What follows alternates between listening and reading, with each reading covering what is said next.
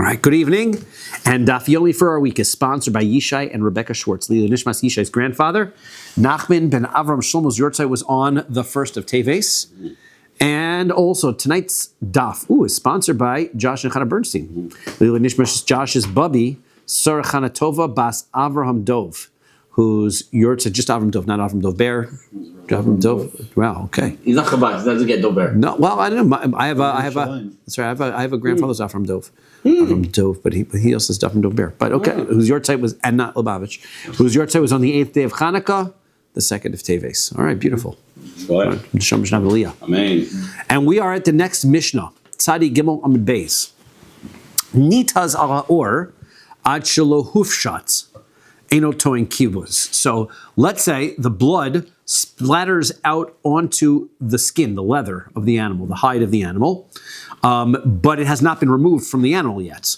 So in that circumstance, it doesn't need to be washed. Now, why? Because it's not a garment, right? The only washing has to be on a garment. If it's the skin on the animal, it's not a garment. Misha hufshat, but once you take the leather off, once you take the hide off of the animal, then ta'an kibus. Then it does need to be laundered, because now it's already on something that can be utensil. Divrei Rabbi Yehuda, that's what Rabbi Yehuda says. Rabbi Elazar Omer, Rabbi Elazar says no. Af misha hufshat eno ta'an kibus. Even after the hide is removed, it does not require. We're just gonna focus moving on. We're focused again. Okay, good. Where it doesn't require any kind of kibus. We're going to see that what's the argument this is about. What we said, something that is a garment versus something that is appropriate to become a garment, which is the status that you need in order to require the blood to be washed off, right? And enoton kibus elamokum hadam. And when you wash, only the location that the blood splatters. You don't have to wash the entire garment, right? You may think, I've got a whole garment, I've got a splash, and I've got to wash the whole thing. You just have to wash that little stain off. V'davar roi lekabel tuma v'roi lekibus. And it has to be something also that is ready to accept tuma. It doesn't have to be something that actually accepts tuma, but it's something that is ready to accept tuma. We'll see what the difference in that is. And it has to be something that can be laundered, right? It can't be something that can be ruined in water or something like that. We'll explain what's going on there. Couldn't money be laundered as well? Sorry? Couldn't money be laundered as well? Not in the same way. Echad ha-beged ve'echad ha-sak, whether it's a garment, which is, generally speaking, garments were considered woolen garments, and sak is considered to be as a sackcloth garment. Ve'echad ha'or, or leather garments, ton and kibus, all of those are going to be things that are going to require to be washed off. Ve'kibus b'makom kadosh, and the laundering has to be done in a holy place, inside of the Azara. Ushviras kli cheres, and if you have absorbed flavors from a korban in a earthenware utensil, so it also, now you can't purge those flavors because it's an earthenware utensil. You have to destroy that utensil. That has to be done b'makom kadosh, also in the Azara. Marika ushtifa, and then when it comes to these rules of purging and rinsing, the marika ushtifa that we haven't talked about the details, but we've mentioned it a couple of times, that you've got this utensil that's absorbed the flavors from a korban. You got to get that flavor out. That is bekli nechoshas. The makom, which is where you're doing it by the metal utensil, that has to be makom kodesh. That has to be in a place that is kodesh as well. All of those things have to be done in the Azara. This rule about washing off the blood on a garment, that is a stringency by the blood of a chatos. Doesn't apply to other korbanos, right? As opposed to the marika and shituf, which sounded like we're talking about all of these things in the Mishnah, but Rashi's pointing out that not all of those things are not applicable by other korbanos, right? When it comes to marika and shtifa, that is applicable by other korbanos. Also, the breaking of the kli cheres, also applicable by other korbanos as well, right? This is, as Rashi says, Zechomer akibus kai. That's talking about the kibus. Kibus is a rule that only applies to a chatos. Says the Gemara, Mina hani mili. Where is our source that the garment that has to be a garment that is able to accept tuma when it's still a skin attached to the animal, the hide attached to the animal doesn't require it. So the answer is, to Tana Rabbanan, our rabbis learned as follows. Beged, it says on the pasuk, it says, Vasher Yazem Midama, Ben Vayikra Vav, Pasuk Chaf, that if there's a splash of blood that goes al ha-beged onto the garment, there's a beged is the only word that's quoted from the pasuk. Asher yazeh that you sprinkle upon it techabes b'makom kadosh. You have to wash it off in a holy location. Ainli ela beged. So that only tells me to apply to garment. When we said garment, the default garment is a wool garment. Minayin l'rabos or. So it might even be a linen garment also, or wool and linen, but at least wool is the general practice of garments, was general material. How do I know also to include leather garments? Mishahufshat, once the skin has been removed from the animal, Talmud Lomar, Asher Yozeh Aleha Techabes, right? It says that you sprinkle upon it. That's the pasuk. Continues on, ha-beged, and then the pasuk continues. The very next word is asher yazeh aleha, that you are going to sprinkle upon it, techabes, you should wash it off. Now, why is that pasuk necessary? It's to tell me there's another type of material that if you sprinkle on it, so you have to wash it as well. Yachol shani merabe, or ad shelo hufshat. So maybe it's telling me hide, even if it hasn't been removed. It's going to include all kinds of hide. So therefore, the answer is, Talmud Lomar, the pasuk says, beged, it has to be a garment. In ma beged haroi lekabel tuma, afkol haroi lekabel tuma. Divrei Rabbi Yehuda. Just like a garment is something that is appropriate, that it can accept tuma, can become tameh if something comes in contact with it. Tuma can get transferred to a garment. Animals, you can't transfer tuma to an animal, right? Or right, even a dead animal, an avela can itself have tuma, but you can't transfer tuma to an animal carcass. It's not an item that can accept tuma. A food can accept tuma, right? If it's roi lachila, once it can be eaten. But in order for something to be usable into a state where it can accept tuma, it has to become something usable, right? A kli is an item that can accept tuma. Food can accept tuma, right? A garment can accept tuma. Just an animal hide isn't going to be able to accept tuma. So therefore, it is excluded. Rabbi Elazar says beged. He learns the psukim like this. It has to be a garment. Ainli ela beged. So therefore it means like a wool beged, right? Minayin l'rabos sak. How do I know to include sackcloth or other kinds of materials? V'chom minin begadim, or other types of material, right? So he says, Talmud Lomar, the pasuk says, asher aleha techabes, right? He says from that next part of the pasuk that Rabbi Yehuda used to tell me leather. Right, he says that's going to include other types of fabrics, other types of materials. Or mishahufshat, I might think that you should also include leather once it has been removed, the hide has been removed from the animal. Talmud Lomar, therefore the pasuk says clearly, beged, it has to be a garment. Ma beged davar hamakabel tuma. A beged is a finished product, something that can receive tuma. Af kol davar hamakabel tuma. That means that it has to be something that can accept tuma. So, my beinaihu, what is the practical difference between something that is roi, that's something that it isn't able to be makabel tuma now because it's not made into a garment, but it can be in its current state made into a garment, right? Versus something that is actually a garment. That's the difference between the two. So what's the difference? Amar Abaye says, matlis pechutza mi shalosh ikabeinaihu. What if you've got some embroidery that is less than 3 finger breadths by 3 finger breadths? The minimal size, if you have a cloth that is considered to be a garment, 3 finger breadths by 3 finger breadths. Why? Because it can be used as a patch, right? That's a size, right? Here, 3 by 3. That's a patch. You can put that on you patch up a hole in a garment using that. So that can accept tuma. Less than that, no. But if it's less than that, and somebody wants to use that in order to create a design on their clothing, right? So then it can be made into something which accepts tuma. So in its current state, it all depends on what the person is thinking about, right? This is a embroidered patch, which makes it something, an embroidery patch less than 3 by 3. It's roi to accept tuma. It can be something that could accept tuma if it's going to be used for that purpose, but it's not a garment by itself without that. So therefore, that's the argument between the two opinions. If I've got something that can accept tuma but isn't able to accept tuma, but it could be, that's the argument between the two points of view. Mandama roi, if you say that it has to be something that can be made into something that accepts tuma, well, this it can be, right? It depends if the person's thinking about it to use it as an embroidery on a clothing, then yes, it could be. because you could think about it and consider it to be important. Man damar davar makabel tuma. The other person says, no, it has to be something that actually is a garment that accepts tuma. Ha miha lav bas kibulei tuma. This is not a garment inherently.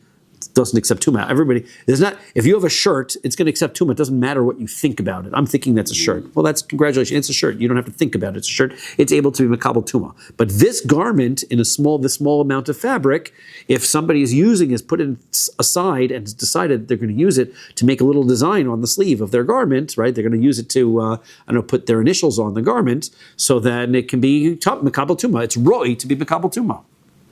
Rava says, Beged shechishev aleha l'tzura ikebeinaihu. Rava says, I can tell you what the difference is. Let's say I've got a large garment, a large item.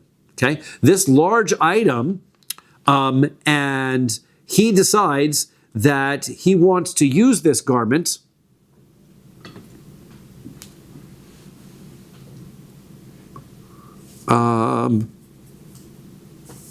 He's going to use this. He's going to embroider things upon it. I think that's what he's doing, right? He's going to make designs upon it. Is that what it says there? Right? Is it a garment that one decided to embroider? Yes, he's going to embroider it. So at the moment, right, this garment by itself, if he didn't think about it at all, it's finished. Embroider means like design it? Yeah, he's going to put some kind of designs on it. So since he hasn't used it as such yet, if he wouldn't think anything, it's a shirt, right? But this guy's making a fancy shirt. So it's prevented from being. So therefore, this one that's Rava's edition, right? He's actually thinking about it to prevent it from becoming able to be makabel tuma, right? Man damar roi. So the other one says it's roi hanami roi. This could have been tamei, right? If he hadn't thought about it and made it into something that's not. De'iboy mevatel le lemachshavtei, because he could always change his mind. Right? And that's going to be something that we're going to, that Rashi points out is very interesting about makabel tuma also. It's good to be able to mention some of the rules of tuma are overwhelming, some of the details of things, because then you get into rabbinic levels of tuma and Torah levels of tuma, and the rabbinic stuff often doesn't make very good sense because you have to really understand what they were trying to get at. But when you have something which is tameh, and you want to destroy the utensil, you can't just think to yourself, oh, that's a tameh shirt. You know what? I think I'll put some embroidery on it, so now it's not a shirt because I didn't put it on yet. You actually have to do action to that item to remove its tuma. So I have to cut the sleeves off or something, ruin the shirt. Or put initials on it. No, because that's not ruining it, right? It has to be something in action that would ruin it from being a utensil, right? Cut the pocket off. Yeah, but even a pocket's not going to really ruin it from being a utensil because my shirt doesn't have a pocket at all, right? You got to be something like you're going to take it and you're going to rip it in half, right? Now, the collar, for example. Well, you do something really damaging to it. Yeah. So now, on the other hand, to turn it into something which can accept tuma, then just changing your mind is enough.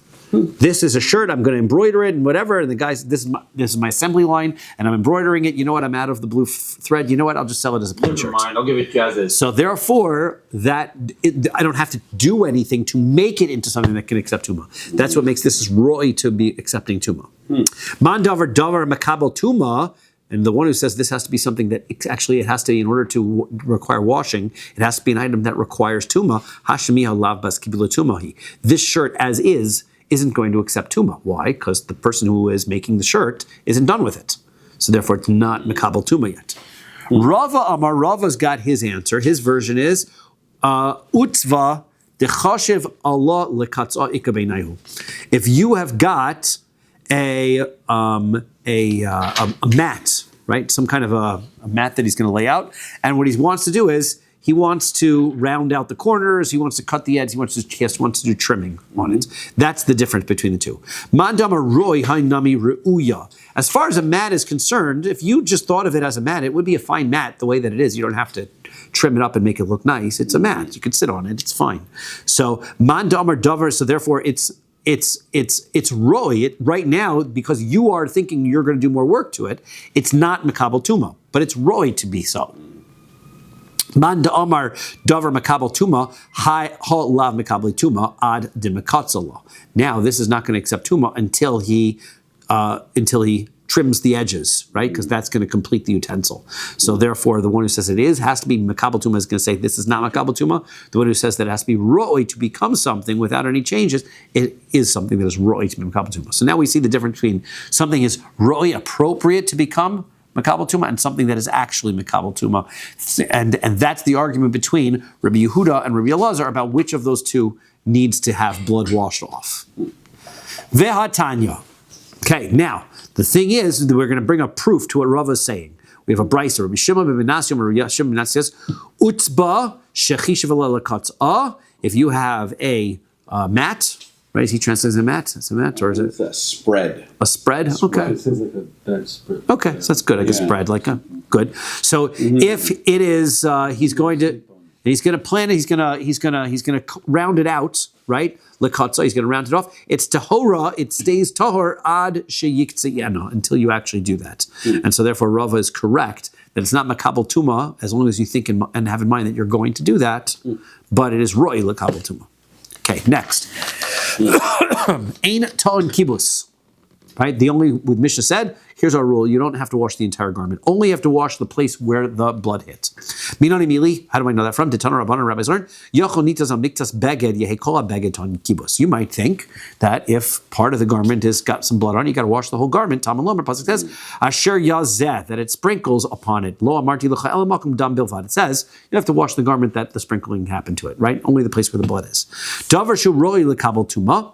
So then it says in the Mishnah that it's a item which is roi to accept tuma. That's the type of garment that requires blood to be washed off. Gemara comments, stama ki Rabbi Yehuda. This part of the Mishnah doesn't tell an opinion, but this is clearly Rabbi Yehuda's opinion, who says that it has to be an item that is roi, not, as he says, the skin, once the animal is off the animal, is roi lekabel tuma. Even if it's not ready made into something that is makabel tuma, this is Rabbi Yehuda's opinion. Roi lekibus lemutid kli debar geridahu. So he says it has to be something which is roi lekibus, that it can be laundered. So he says that is going to exclude a utensil, a full utensil that's made out of wood or metal. So in that case, so then those items, laundering is not going to be sufficient. These are items that you could actually scrape the blood off. And so therefore, since these are utensils that you actually, because they don't need to be washed, they don't, because I guess you could just scrape the blood off the outside of it, that's sufficient. It has to be something that absorbs like a fabric-y type of thing where the blood gets absorbed, porous, I guess, where it absorbs into it, that's where it needs to be. Echad habeged ve'echad hasak. Okay, so now this is the rule that the garment, the sackcloth, or the leather, they all need kibus. Lememra de'or bar kibusu. Now, this is where it comes a little bit tricky. What is leather porous? Right? Leather is like, I mean, if you ever leave a cow outside, they're waterproof, right? they're not that porous. So what's Suede, I don't know. So the suede gets damaged, right? Yeah. But is it porous? Does it get absorbed into it? So Urim in here, here's the contradiction. Haisa alav lishloshes. So let's say onto a garment or a pillow, some kind of manure, feces, or spit falls upon it. Mekancha bismartut. So then, in these circumstances on Shabbos, you can wipe it off with a cloth. Okay. You have to get rid of the cloth afterwards because it can smell. Yes, but the manure is what smells. You want to get rid of that. You had got something spilled on your couch, right? You can wipe it off, right? And that is, but you're not allowed to put water on it, because if you put water on the stain, now you're violating libun, which is laundering on Shabbos, right? So if you're when you want it thin, it's gonna help spread it. Well, it's not, the issue with putting water on your shirt to get rid of the stain isn't that you're spreading it. It's that even if you remove it, that's an Isser on Shabbos. You can't remove the stain. That's laundering. So if you get a spot on your tie, you can wipe it off with a dry rag. You can just wipe off. You drop some of that guacamole on you. You can take some and just wipe it off. But you cannot put water on it. That's the problem. Okay, that's what we're saying. Haisa shel or, and this is the 80s, right? The 80s, there was leather ties. If anybody knows that, you can go for younger folks here, you can go back with they had piano keys. Remember those? Okay, then you were really cool. That was it. If you had a leather, right? Leather, then no sin mayim, then you can wash it off. Get some water and wash it off because that's not laundering. Because the water doesn't get absorbed into the leather, its surface, and therefore it's not laundering. Okay, so how can we say that when it comes to the blood, you need to launder it? It doesn't when it comes to Shabbos, it's not laundering if you use water. So Amar Rabbi says, look, Kasha, it's not contradiction. Ha-Rabbanan ha-Achirim. It's a machlokas between the Rabbanan and Achirim. And we remember the story of Achirim, right? This was Rabbi Meir, right? We changed his name, right? We changed him to Achirim. The Tanya we learned in a brisa. Ha-Beged vehasak. If you've got a garment and you've got sackcloth, mechabso, then you launder it, right? To get rid of the blood. Hakli v'ha'or, a utensil, and leather, megaro, you scrape it off. Achirim omrim, Achirim disagree, and they say habeged v'hasak v'ha'or, the garment, the sackcloth, and the leather are mechabso, can be washed off. V'hakli megaro, and only the utensil gets scraped off. So now, that means that our Mishnah is subject to a machlokas, right? According to the opinion that says it's not a problem on Shabbos. So it's not a problem of, you don't have to wash it with laundering on a korban either. So Kaman Ozlo Hodama Rabbi Chia Bar Ashi. Who does this statement like Rabbi Chia Bar Ashi go like? Zimnin Segin Hava Keimnin Kamid Rav, right? Many times I was before Rav, V'shachshichi le misane, and I would shine his shoes. Right? It's interesting. That's like what a student has to do in order to be able to learn from his Rebbe, right? Take care of your Rebbe. So many times I would be there and I would wash off and shine his shoes. But When you go in Asia, you have this stands where the guys have the shoe polish and everything on the streets. They actually have that in a lot of airports too. Yeah. Right? A lot of airports, right? You can get your shoes shined. So I would wash it with water, and that was on Shabbos. So he's washing his shoes, his leather shoes, with water on Shabbos. So Kiman, who does that go like? A Rabbanan. That's like the Rabbanan's opinion. That's not laundering, and you're okay. Amar Rava says, Umi'ikalaman damar or lav bar kibusu. In a second, I'll show you another source, though. This source seems to imply that everybody agrees that leather is subject to laundering, and it's a problem. V'haksiv, don't we have a pasuk? The pasuk says, V'habeged o hashasi o ha'erev o kol klior asher tichabes. This pasuk is talking about... This is talking about in Vayikra Pasuk Yud Gimel, as far as washing a garment that has tsaras on it.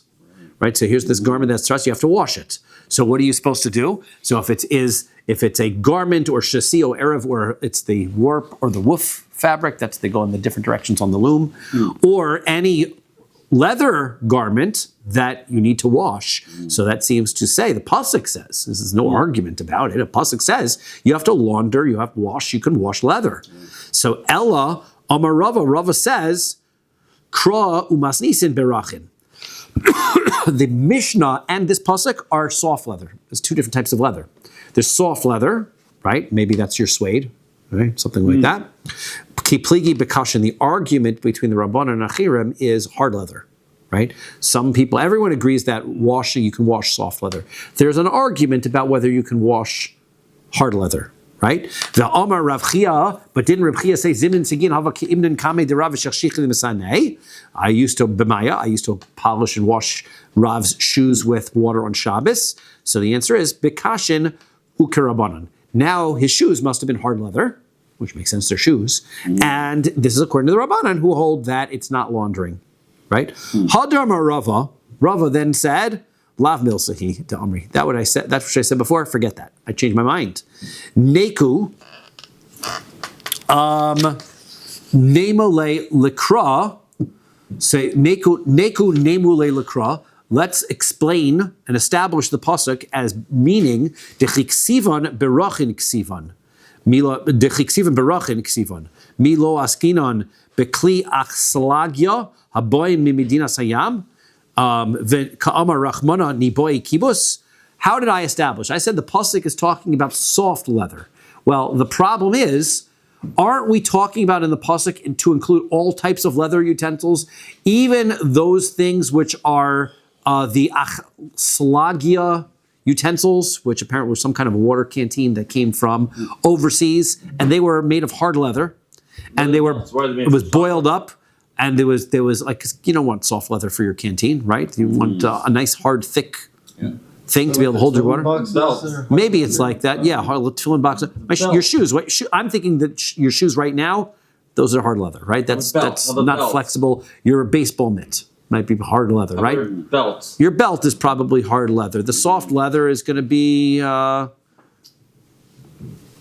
don't know, what's soft? Like, I don't know. Like a leather jacket? Leather jacket. Yeah, I don't know. That makes sense, right? So that's very flexible. Right? Use it for flexibility. So he's saying that this pasuk is Kamarachmanani by Kibus. The pasuk is saying it's hard leather included in this pasuk. It doesn't specify. Pasuk doesn't specify soft leather, hard leather. It's including all things, even hard leather, and it says you need to wash it. So therefore, there's washing by hard leather. Ela Marava. So Rava says tsaras. When it comes to tsaras, it's different. Kevan de migufei kaparcha mechalchale umashavi leirach. The tsaras sprouts from the inside of the material. Therefore, even hard leather is considered like soft leather because it's absorbed into the material. It comes from the material itself. So therefore, that's why even hard leather needs to be washed when it comes to tsaras. It's not just on the surface. Correct. It's not surface. It's completely absorbed into it. So therefore, I can't bring a proof of any kind about washing leather or the requirement to wash leather from tsaras because that's a unique circumstance. Amar Rava. So Rava says, "Ikashli hakashli." If I have a question, this is my question. Karim uksusos dirachin ninhu. It says we've got pillows, we've got cushions. Those are by definition soft, right? That's soft leather. Utznan, and we learned in the Mishnah, Haisoshel, or if it's leather, no sein olahamayim achitechaleh. You can wash it off with water. Now, you just said that soft leather washing is a problem. So how come the Mishnah, when we're talking about in Hilchos Shabbos, says that washing it isn't a problem? Ella Amar Rava, Rava says, Kol kibus deleisle kiskus lo shmei kibus. He says, because I'll tell you what it means. Washing, if you don't like rub it, right? If you don't scrub into it, so then the two sides of the garment, that's not laundering, right? Just putting a little water on and rinsing it off, that's not kibus. Kibus is when I take the two sides and I really rub into it. That's what kibus is. So we're talking about shining shoes. We're talking about splashing water on it and then... So the problem is going to be Damar Reb Chia Barashi. We keep going back to Reb Chia Barashi's story in the shoe shining, right? Zimnin Sagin Havak Imnin Kamei de Rav. I was sitting before Rav. V'shachshichi le misane b'maya. So he washed his shoes, right? So he says with water. So he says shichshuch in aval kibus lo. What he did was he rinsed the shoes off. But he didn't do it by shining it. He didn't take the brush and really scrub into it. That he didn't do. Now, whose opinion is this going like? Iberachin, the Kedivri Akol, it could be talking about even soft leather, and everyone agrees that since he didn't scrub into it, it is everybody's opinion. Ibekashem, or when it comes to hard leather, ukidachirim. So then if it was made of hard leather, so then...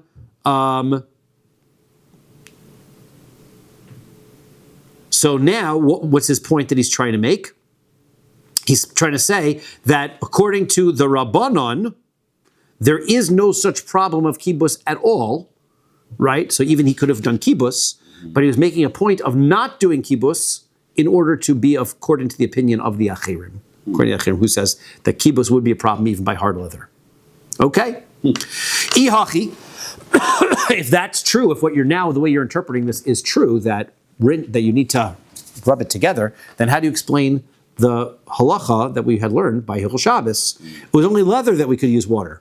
Ihachi beged nami. Then if it was a cloth pillow, you could have poured water on it also to rinse it off. Why do we say that you only could use a dry towel to rinse it off, to wipe it off? So beged shriyaso zehu kibuso. When it comes to a garment, so then just simply wiping it, that's scrubbing it, that's rubbing it into it. The Rava l'tamei, Rava is going according to his own reasoning. To Amar Rava, Rava says, Zarak suder l'mayim chayev. If you throw a rag or a kerchief into water, so that is, and even if you don't scrub it, that is going to be rinsing. That's going to be laundering. Then you're chayiv. Zorak zera pishtan l'mayim chayiv. And if you throw a flax seed into water, then you're also, I guess they expand and they grow, they turn into a paste, and that's going to be a problem on Shabbos as well. We're not understanding why that's a problem, right? Because that's not a fabric, so you're not laundering. That's over. Okay, so I understand that the garment, that the rag goes into the water. That's laundering it. Elazera pishon my time. What about the flaxseed? Why is throwing flaxseed into water a problem? Right? Maybe it's because, as Yehuda said, you're making it sprout. Right? Throw seeds into water. It could grow into a plant. It's going to grow into a plant, right? So the answer is hachi. If that's true, chiti sarinami. Then there would also be a problem throwing any seeds into water. You can't throw wheat kernels or barley kernels into water, and so we're not worried about that. So we're not worried about. Rather, the reason is hanach islahu riri. The answer is they become all mushy. If you've ever tried flaxseed, it's one of my health phases. I tried to put flaxseed into something. It is gross. Yeah. Sorry to say, I don't know if you've tried it. Have you? It was okay. Like if you mix it with yogurt, it doesn't. Okay, so maybe because if you hate yogurt like I do, then you won't notice you won't notice how bad the flaxseed is. So, We both hate yogurt. but if you take flax, if you go get yourself some flaxseed in the store, right, it's in the health food store, and you put it into water, it turns into this gloppy mush. Right, it's a gloppy mush, and that's what the issue is, right? Because now it becomes a tolada of lush, of kneading. Right? So therefore it's a completely separate isser, right? Because it becomes a mushy, This doesn't look appetizing at all. Yeah, there you go. It's flaxseed. Yeah. The translation here is a kind of mucus. There you go. Sorry, I was blowing my nose when we said it. Timing. Okay, Darash Rava. Rava says, Mutter lechabes min al b'Shabbos, right? You can wash your shoes on Shabbos. Amalei Rav Papa Rava, Rav Papa says Rava, Amar Rabbi Chia Barashi, Rabbi Barashi says, Zimnin Sagin, Hava Kamned Kamei Derav.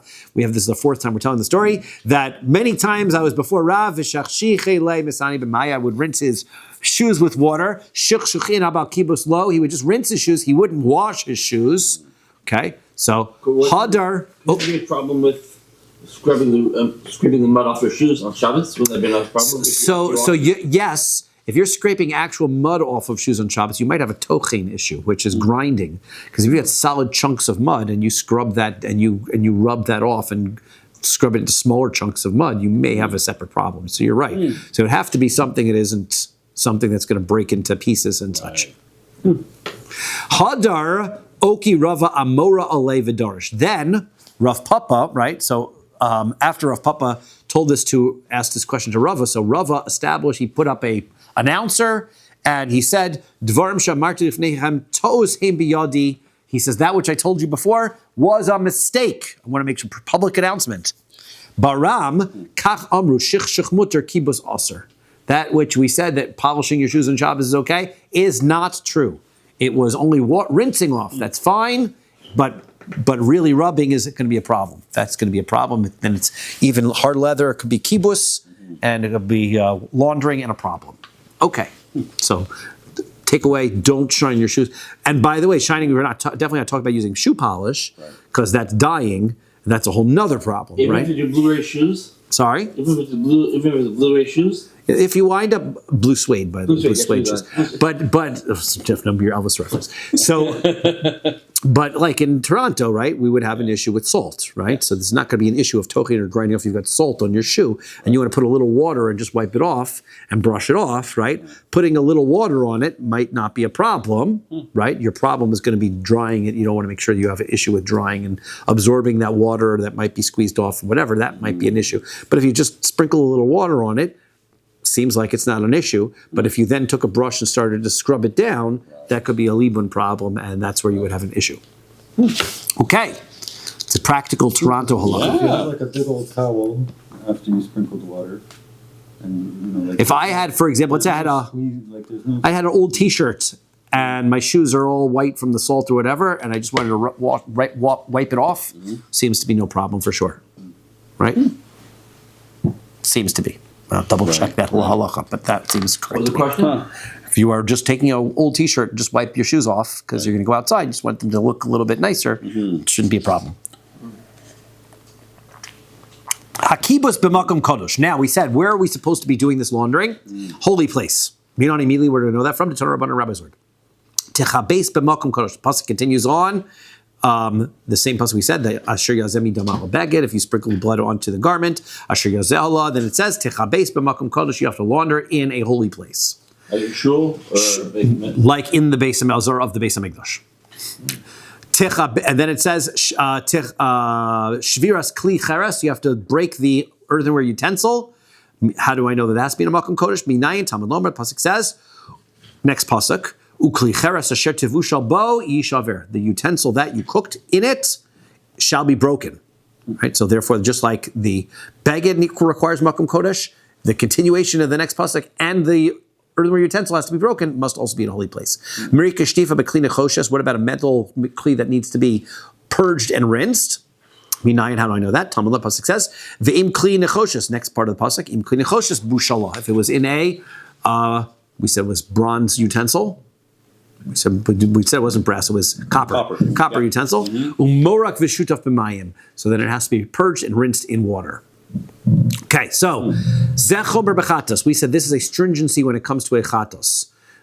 This halacha of sprinkling the blood, getting blood, has to be washed off. V'tuleka, what are you talking about? That's a stringency. There's many stringencies by chatos. We've been learning lots of stringencies. V'eka shenichnas dama lifnim. What about the issue when you took the blood of the chatos and you walked into the heichal, that it ruins the blood? Bechatos achitonis, which was talking about the external chatos. Shem nichnas dama lifnim psula. Right. So if you took the first was if you took the blood of the inner korbanos and you took it into the kodesh hakadashim, so then that is going to that's going to make it puzzle. Also, again, it's the outer korbanos. I took it into the heichal, that would make it puzzle. The Gemara answers bechatos achitzonos. That only applies to the outer chatos. This is a rule. The blood sprinkling, the washing applies to all the inner and the outer ones. Shem nichnas dama lifnim psula.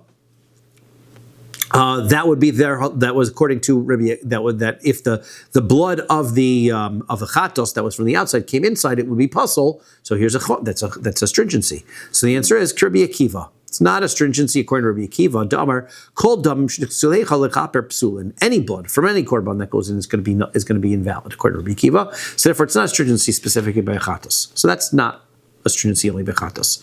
Damar.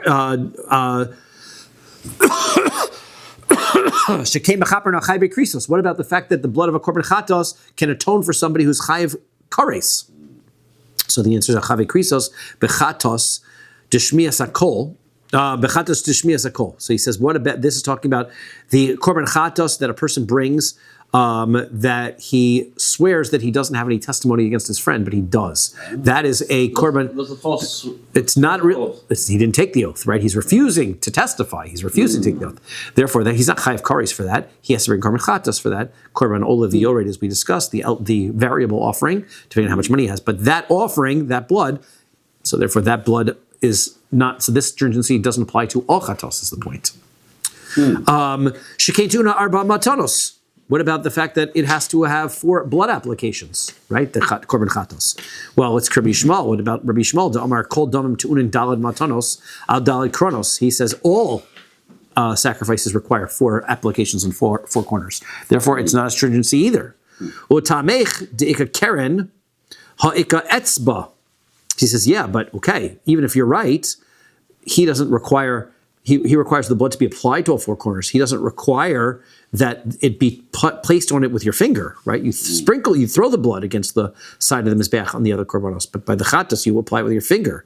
Ha'ikachuda, and also it has to be applied directly on the corner, not like we had thrown it onto the hole and it went on both sides. The answer is, the Mishnah doesn't mean to say that this washing of the blood is the only stringency that chatos has over other korbanos. It's one of several. There are other stringencies as well that apply to a korban chatos. It's not exclusive. It's not an exclusive statement. Next Mishnah. Beged sheyotza chutz l'kilayim v'nichnos. Okay, so now you've got this garment. It had blood on it. Goes outside of the azara.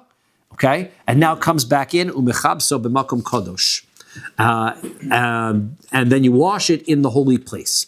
Nitma chutz l'kilayim. Now let's say you took it out and it became tameh outside.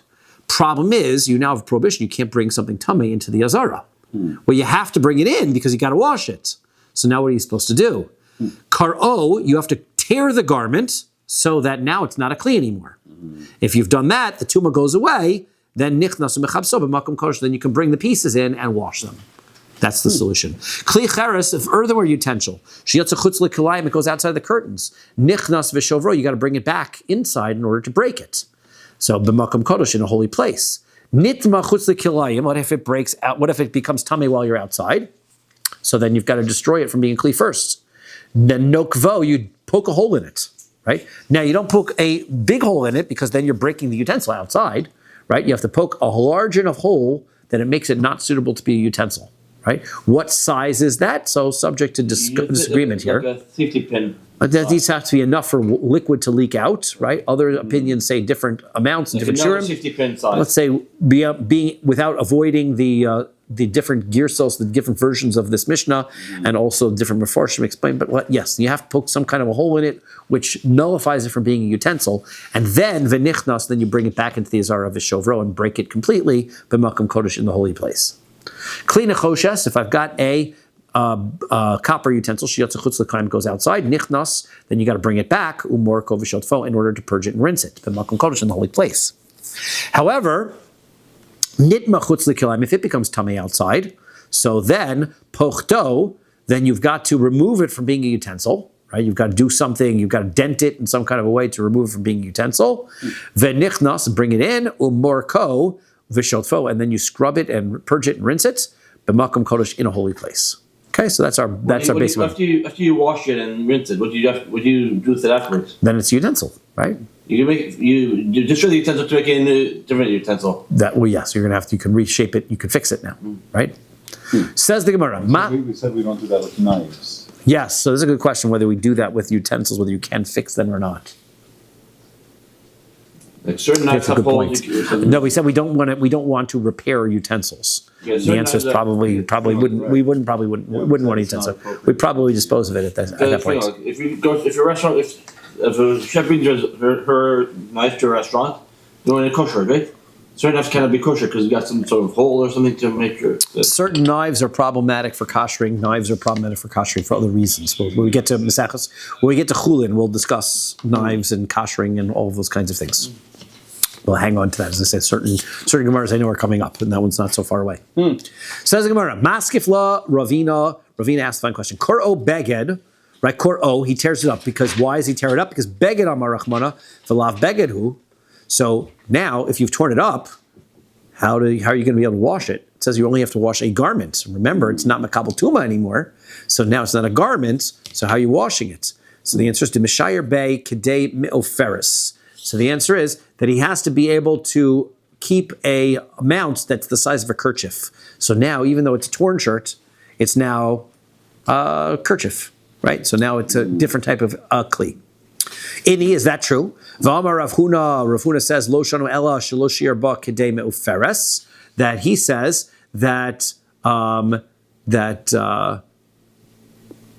this rule, right, that you're taking it and tearing it up in order to purify it, right? Remember, your problem is it's tameh. So how are you going to tear it up so much that it becomes purified? You have to tear it to such a degree, right, that it doesn't have a kerchief amount in it. Kerchief is like a bandana. Exactly, yeah. So aval, yep, kerchief, yeah. Aval shayir ba kedei me'uferes chibur havi, right? But if it was, if you left enough of a amount left that it would be a kerchief, so then this garment is still considered together, meaning you tore it most of the way, but you left a piece of it left, the size of a kerchief, and you didn't tear it all the way through, that wouldn't nullify it. That wouldn't be enough to nullify the utensil. So therefore, the answer is, mi d'Rabbanan hu. The answer is no. You tear it most of the way, it's torn, it's not tummy anymore. The Rabbanan then came along and said tearing it most of the way is not sufficient. You've got to tear it all the way. Why? Because we're concerned that if you give somebody an ability to tear it most of the way, then what's the person going to do? Tear it as little as possible because he might be able to sew it back and fix it. So therefore the Rabbanan said, oh, no. Tearing it most of the way is not. I got to tear it all the way, finished, done. And now once that's going to happen, we know people are going to tear it all the way up and you're not going to have an issue. But that's only a Rabbanan rule. In this case, where we've got to leave it enough of it so that it's a beged, right? So now you're going to tear most of the way. That's going to remove the tumah midoraisa. We don't worry about the Durabanan element. He can now bring it back into the Azara where he can now wash it before ruining it from being a utensil. Next is Kli Cheret Sheyotza, the earthenware utensil. Kli Amarachmana velo klihu. Well, once you poke a hole in it, Torah says it has to be a utensil. It's not a utensil anymore. So the answer is, Hu Shenikav Bishorish Katan. It's being poked a small hole, enough for a small root to come through it. As we said now, that girsa is subject to great debate. Says the Hagos V'Tziyudim, that should read B'motzi Mashke, right? The enough for liquid to leak out. And that is subject to considerable discussion. Yeah, they got quite a lengthy note. Right, of exactly what. So the bottom line of what is all of that lengthiness is what's the size of the hole that you need. But the bottom line is it's the size of a hole that we find in other places that removes tumah, right? There's no such thing as the size of a root written in any other places. So you need to have a size that's going to remove tumah, but not too big that it's a destruction of the utensil. Okay, so that's our issue. Kli nechoshes pokso, when we said by the copper utensil, you are going to reduce it, right? V'holav klihu. But now if you've made it, you've dented it and reduced it, so then it's not a utensil anymore. So the answer is dirotzif martzif. So he says what he does is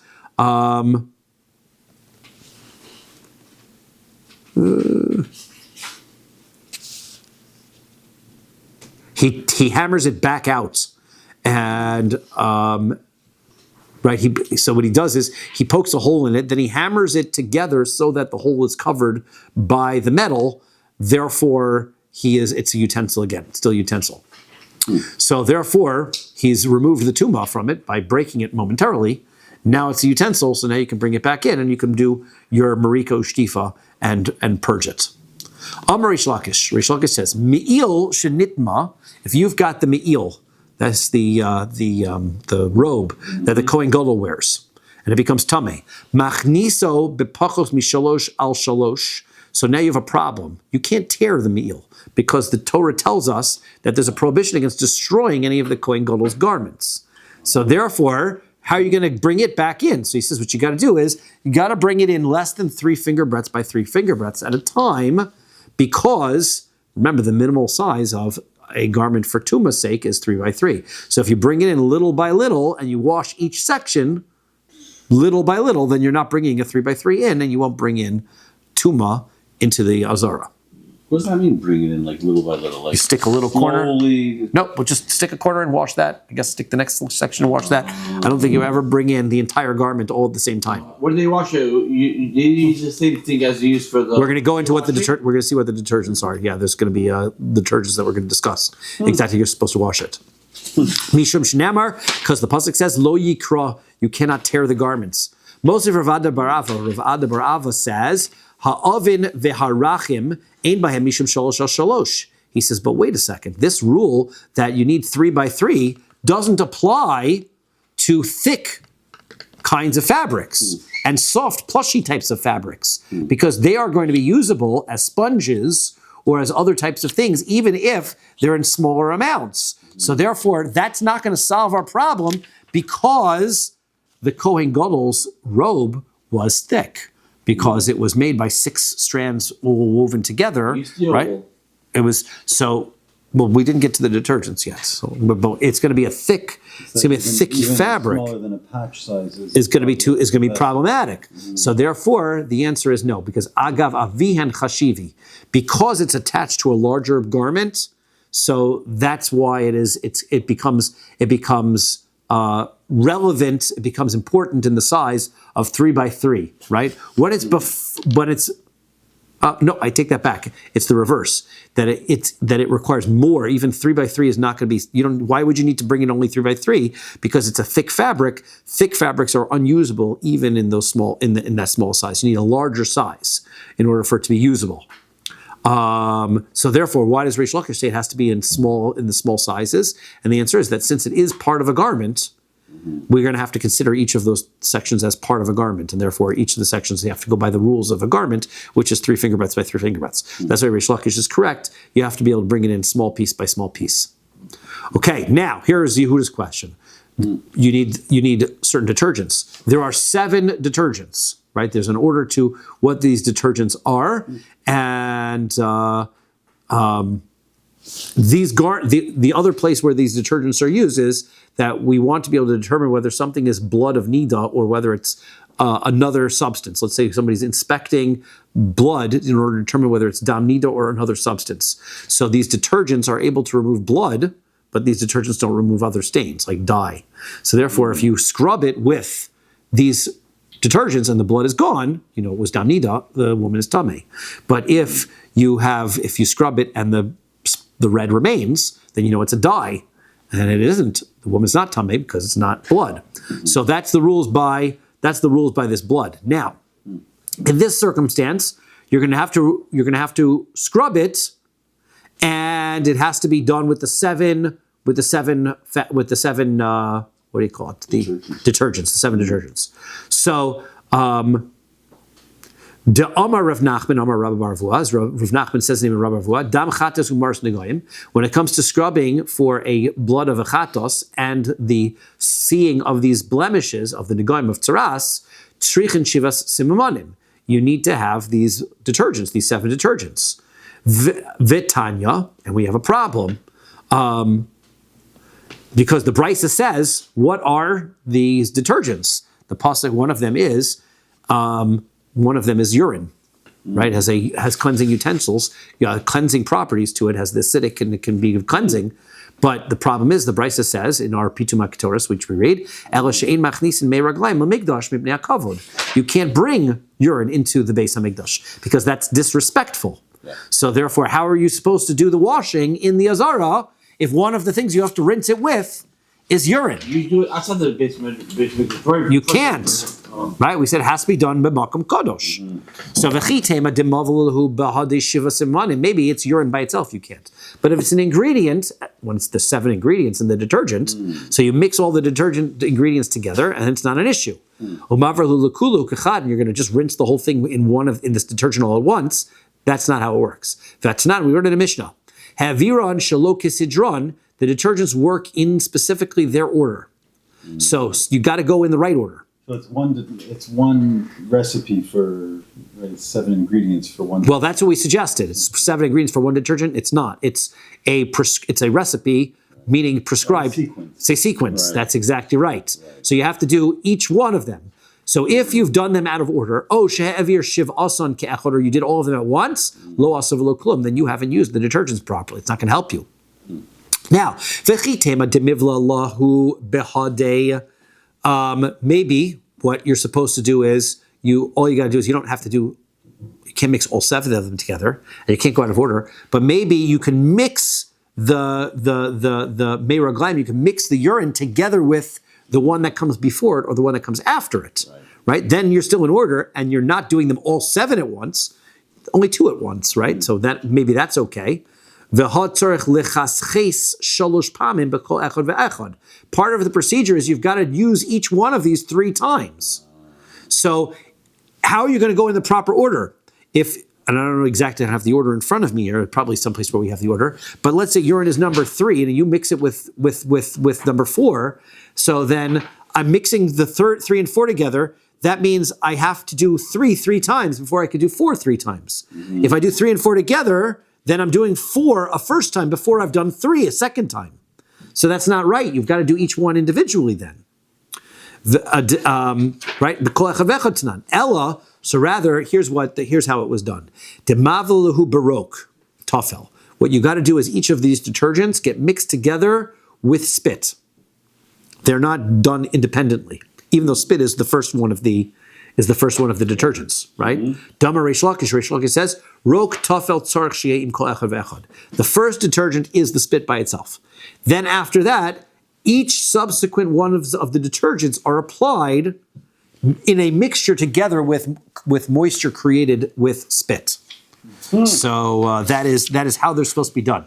Therefore, the urine isn't a problem in the Azara because it was diluted. It's not pure. It's not pure, it's diluted, and therefore it wasn't a problem. So that is a good place for us to stop. I don't know if it has listed here what all of them are. It's got here? Yeah. It starts, here,